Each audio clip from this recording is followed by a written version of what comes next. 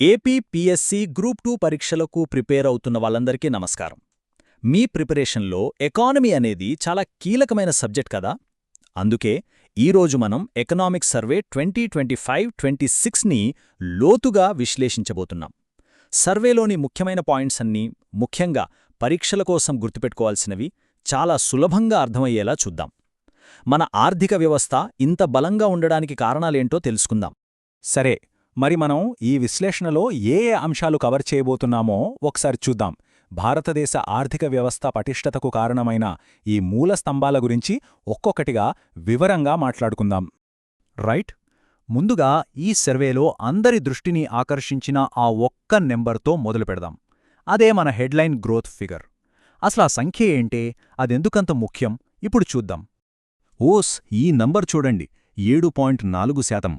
FY26 మొదటి ముందస్తు అంచనాల ప్రకారం మన రియల్ జీడీపీ గ్రోత్ రేట్ ఇదే. ఎగ్జామ్ పాయింట్ ఆఫ్ వ్యూలో ఈ నంబర్ను ఖచ్చితంగా గుర్తుంచుకోవాలి. మన ఆర్థిక వ్యవస్థ ఎంత వేగంగా ముందుకు దూసుకువెళ్తోందో చెప్పడానికి ఇదొక బలమైన సంకేతం. అయితే ఈ 7.4% అనేది కేవలం ఒక అంకె మాత్రమే కాదు, దీని వెనక ఒక పెద్ద చిత్రముంది. మీరిక్కడ చూస్తే చారిత్రాత్మకంగా ద్రవ్యోల్బణం చాలా తక్కువగా ఉండటం, మన దేశ సావరిన్ రేటింగ్ పెరగడం వంటి చాలా పాజిటివ్ విషయాలు ఈ వృద్ధికి సపోర్ట్గా నిలిచాయి. అంటే మన గ్రోత్ చాలా స్థిరంగా ఉందని అర్థం. ఇప్పటిదాకా మనం బిగ్ పిక్చర్ చూశాం కదా, ఇప్పుడు కొంచెం లోపలికి వెళ్ళి అసలు మన ఆర్థిక వ్యవస్థను గ్రౌండ్ లెవెల్లో నడిపిస్తున్న ఆ ఇంజన్లేంటో చూద్దాం. మన మొదటి మూలస్తంభం ఇదే. మన ఎకానమీ అన్ని వైపుల నుంచి దూసుకెళ్తోంది. వ్యవసాయ రంగంలో 3.1%, పారిశ్రామిక రంగంలో 6.2%, ఇక సేవల రంగమైతే ఏకంగా 9.1% వృద్ధితో అదరగొడుతోంది. చూసారా, అన్ని రంగాలు ఒకేసారి బలంగా వృద్ధి చెందడమనేది మన ఆర్థిక వ్యవస్థ పటిష్టతకు నిదర్శనం. మరి పారిశ్రామిక రంగంలో ఈ బూస్ట్కి ఒక ముఖ్య కారణం ప్రొడక్షన్ లింక్డ్ ఇన్సెంటివ్ స్కీమ్, అంటే PLI. ఈ ఒక్క స్కీమ్ వల్లే మన తయారీ రంగంలోకి భారీగా పెట్టుబడులు వచ్చాయి, ఉత్పత్తి పెరిగింది, ఇంకా ముఖ్యంగా లక్షలాది ఉద్యోగాలు కూడా వచ్చాయి. ఇది మన ఇండస్ట్రీకి నిజంగా ఒక గేమ్ చేంజర్. మన పారిశ్రామిక ఉత్పత్తికి పునాదిలాంటివి ఈ 8 కీలక పరిశ్రమలు. గత 2 ఏళ్లలో ఇవి అత్యధిక వృద్ధిని నమోదు చేశాయి.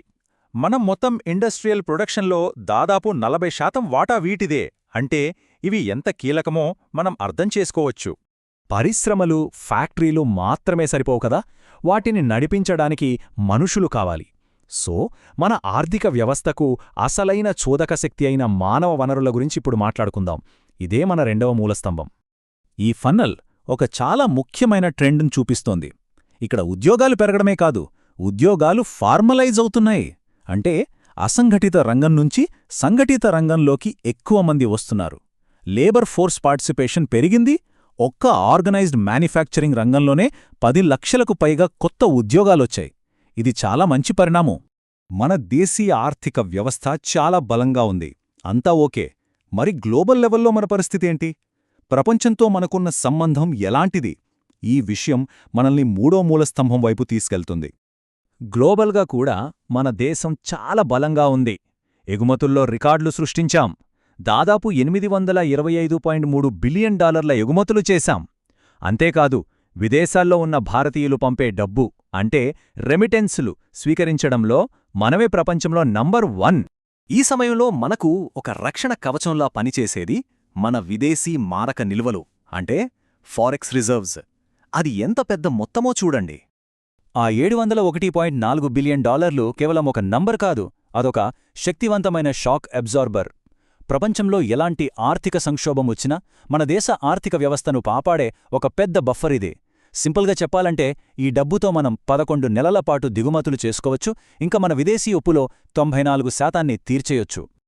ఇంత స్థిరమైన వృద్ధి, ఇంతటి బలం, ఇదంతా దానంతట అదే రాదు కదా. దీని వెనక ప్రభుత్వ విధానాలుంటాయి. అవేంటో ఇప్పుడు చూద్దాం. ఇదే మన 4వ మూలస్తంభం, సమన్వయంతో కూడిన పాలసీలు. ముందుగా ఒక చిన్న టెక్నికల్ పదం గురించి తెలుసుకుందాం, డిస్ఇన్ఫ్లేషన్. కన్ఫ్యూజ్ అవ్వకండి, చాలా సింపుల్. ద్రవ్యోల్బణమంటే ధరలు పెరగడం, డిస్ఇన్ఫ్లేషన్ అంటే ధరలు పెరుగుతున్నాయి కానీ ఆ పెరిగే వేగం తగ్గుతోందని అర్థం. ఎకనామీకి ఇది చాలా మంచిదే. ఈ చార్ట్ చూడండి, ప్రభుత్వం మరియు ఆర్బీఐ కలిసి ద్రవ్యోల్బణాన్ని ఎలా కంట్రోల్ చేస్తున్నాయో స్పష్టంగా తెలుస్తుంది. సప్లై మెరుగుపడటం ఇంకా ఆర్బీఐ తీసుకున్న చర్యల వల్ల ద్రవ్యోల్బణం 1.7% పడిపోయింది. ఈ సిరీస్లో ఇదే అత్యంత తక్కువ స్థాయి. ఇక ఫైనాన్షియల్ సైడ్ చూస్తే ఇక్కడ కూడా ఒక పెద్ద మార్పు వచ్చింది. ఎక్కువ మంది పన్నులు కట్టడం వల్ల మొత్తం పన్ను వసూళ్లల్లో ప్రత్యక్ష పన్నుల వాటా 58.8% పెరిగింది. ఇది ప్రభుత్వానికి ఆర్థిక స్థిరత్వాన్ని ఇస్తుంది. మరి ద్రవ్య విధానం ఎలా పనిచేస్తోందో ఈ స్లైడ్ చాలా చక్కగా చూపిస్తోంది. ఆర్బీఐ వడ్డీ రేట్లను తగ్గించడంతో మొదలయ్యి అది మార్కెట్లోకి డబ్బు ప్రవాహాన్ని పెంచి చివరికి చిన్న, మధ్యతరహా పరిశ్రమలకు ఎంఎస్ఎంఈ 21.8% ఎక్కువ రుణాలు అందేలా చేసింది. సరే, ఇప్పటిదాకా మనం 4 మూలస్తంభాల గురించి విడివిడిగా చూశాం. ఇప్పుడు వీటన్నింటినీ కలిపి చూస్తే మన ఆర్థిక వ్యవస్థ ఎంత పటిష్టంగా ఉందో మనకు ఒక పూర్తి చిత్రం వస్తుంది. ఈ వెన్ డయాగ్రమ్ మొత్తం కథను ఒక్క చిత్రంలో చూపిస్తోంది. ఒకవైపు ప్రభుత్వ ఆర్థిక క్రమశిక్షణ, మరోవైపు ఆర్బీఐ ద్రవ్య విధానాలు, ఇంకోవైపు బలమైన విదేశీ నిల్వలు. ఈ మూడూ కలిసి మన వాస్తవ ఆర్థిక వ్యవస్థకు ఒక రక్షణ కవచంలా పనిచేస్తున్నాయి. దీనివల్లే మన ఎకానమీ బలంగా వృద్ధి చెందుతోంది. కాబట్టి చివరిగా మనం అర్థం చేసుకోవాల్సిన కీలక విషయమిదే. మన ఆర్థిక వ్యవస్థ కేవలం కోలుకోవడం కాదు, ఇప్పుడు స్థిరమైన 7% పైగా వృద్ధి బాటలో పయనిస్తుంది. ఇది తాత్కాలికం కాదు, దీని వెనక చాలా బలమైన పునాదులున్నాయి. ఈ పటిష్టమైన ఫ్రేమ్వర్క్ మన భవిష్యత్తుకు ఒక బలమైన పునాది వేసింది. అయితే ఇక్కడే ఒక ఆసక్తికరమైన ప్రశ్న తలెత్తుతుంది. ఇంతటి బలమైన పునాది మీద భారతదేశం తదుపరి సాధించబోయే అభివృద్ధి ఏంటి? మన నెక్స్ట్ టార్గెట్ ఏమై ఉండాలి? దీని గురించి ఆలోచించండి.